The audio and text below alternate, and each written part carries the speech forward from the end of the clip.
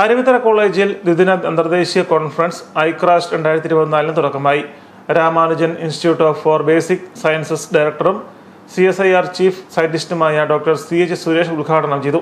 ശാസ്ത്ര സാങ്കേതിക രംഗങ്ങളിൽ അനുനിമിഷം ഉണ്ടാകുന്ന പുരോഗതി സമൂഹത്തിന്റെ സമസ്ത മേഖലകളിലും സമൂലമായ മാറ്റങ്ങൾക്ക് വഴിതെളിക്കുമെന്നും ഈ മുന്നേറ്റത്തിനൊപ്പം നിൽക്കാനുള്ള കരുത്ത് സമൂഹം ആർജിക്കണമെന്നും അദ്ദേഹം പറഞ്ഞു.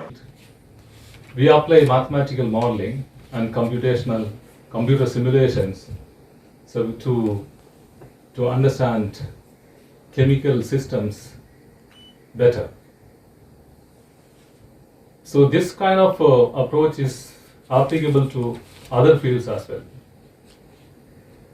So I understand that by doing this conference, you will come to know that theory, computations, experiments, all these things together can create better results.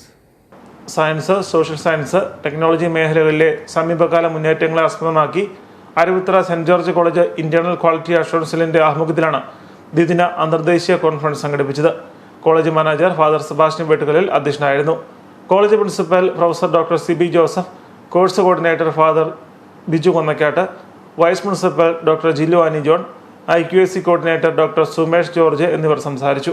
Doctor MV Vijilal Malayali വിദ്യാർത്ഥികളുടെ വിദേശ കുടിയേറ്റവും സാമൂഹ്യ സാമ്പത്തിക പ്രത്യാഘാതങ്ങളും എന്ന വിഷയത്തിൽ സെമിനാർ നയിച്ചു.